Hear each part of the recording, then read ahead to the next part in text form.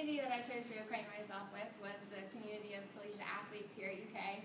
Some students feel that there's somewhat of a disconnect between regular students, non-athletes, in comparison to athletes. So what I'm going to try and do is introduce you to the team in particular that I tried to get to know, which was the University of Kentucky swim team. I had an interview with one of the members named John Keltner, and I'm going to try and introduce you to him and explain some of his viewpoints about the disconnect or whether or not there are advantages or disadvantages. And then I'm going to try and elaborate on the advantages or disadvantages that people feel exist and ask you all how you feel about those, whether or not they do exist and whether or not they're earned. So right now, I'm introducing you to the swim team. This is a picture of the 2011-2012 swim team, and this is just a portion of the swim team. The swim team is actually very large. It consists of 60 to 70 people total. That's including boys and girls. And some people believe that one of the unfairnesses about being a collegiate athlete is that you get scholarships, and so everything is paid for. You don't have to do anything. And the truth of that is that not all of these students are on scholarship. Actually, a very small portion of them are on scholarship, and even when they are, it's a very small scholarship. So an article by Alex Wolf in 1994 said that collegiate athletes were accepting unfair compensation outside of their sport. And so that is one of the ways that students can take advantage of their sport and their talent.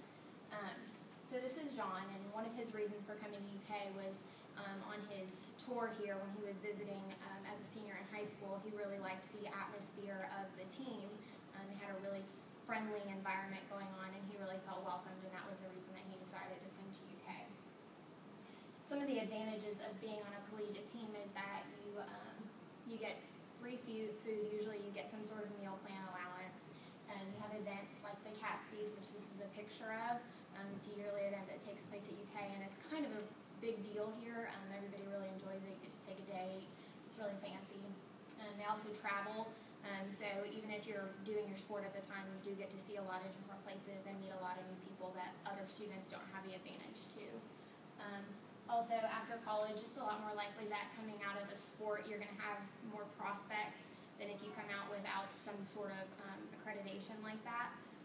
So it actually is an advantageous community to be a part of because normally you have more contacts that way. And also you usually build a lot of really good relationships being a collegiate athlete because you have more access to the training facilities where you can meet people, the tutoring sessions, the classes that you have to be a part of, and the interactive skills that you have to build in order to fit into a relationship like that. One of the disadvantages or the burdens of being a collegiate athlete is that most athletes practice their skill through their entire lifetime.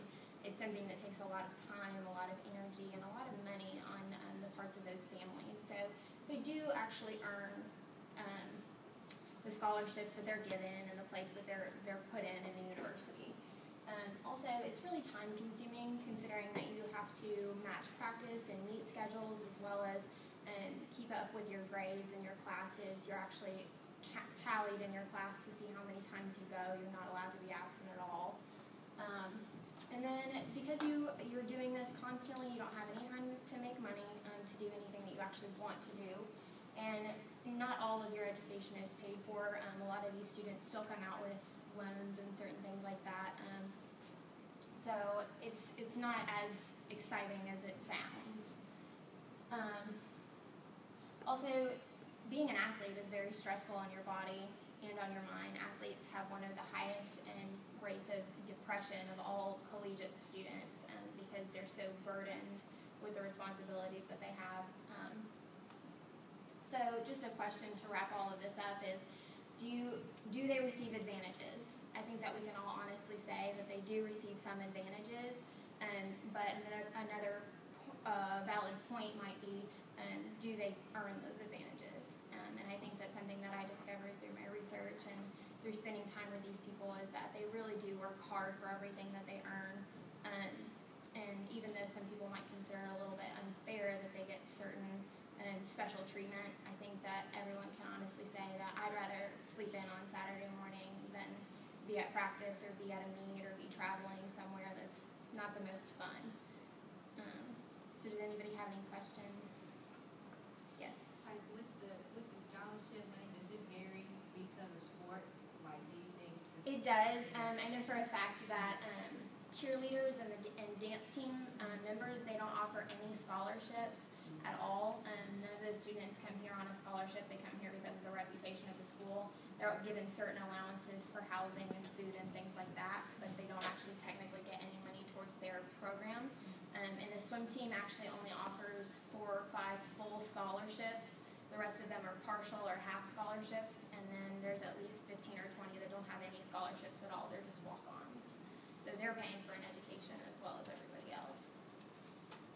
Yes? Of that 60 and 70, you said on the swim team, was that just the swim team, or was that like the swim and the dive team? That's just the swim team. The dive team, though, here at UK is relatively small.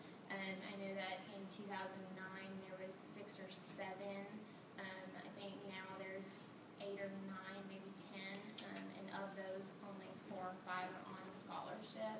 I think everyone, though, does have some small scholarship on the dive team just because there's so few of them. There's more money to allocate. Anybody else? How do you all feel about the disconnect between collegiate athletes and non-collegiate athletes? Have you ever felt like they receive unfair treatment? But football players do? And basketball. Yeah. I know some of them like get just, every other week checks. I don't know where they come from. Right. They're like $700. Right. You know. And that was one of the points of the Alex Wolf article that was published in '94. He actually did a study of Miami football players who were actually, they were accepting gifts from NFL teams and from outside sources like alumni who wanted them to perform better. And one of the things that he pointed out in his study was that the students, they thought they were entitled that. Yeah. So they had felt no remorse for accepting those things. They thought that that was something that they naturally should be given because they're so good and because they do all of this for their school and they don't have time to go make money.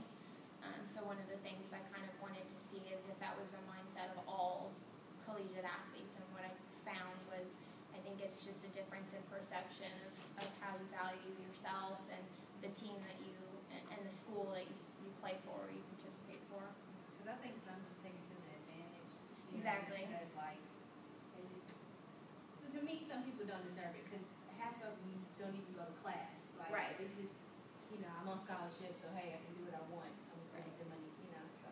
Right, and I think that's a perception that a lot of people carry, and I think sometimes it can be true, like that some people take advantage of the treatment that they receive. Like some people would say that our basketball players here, that they're given their grades and things like that. So I think it depends on I guess the quality of the school and what they're willing to do and things like that. Did you have a question? Well, in my opinion, I definitely think the basketball players receive advantages because having myself dated one, we've been out at dinner before and our whole meal has been paid for just by random people and you don't even know, and it like happens often. Right. You go to Walmart And that's that's something- already been taken care of. Yeah, I'm like. And that's something that the player probably accepts happily. Yeah, it's ridiculous. Yeah. Again, I think it just kind of depends on your perception and how you value, your own talent and also maybe partially how you're raised and things like that. I think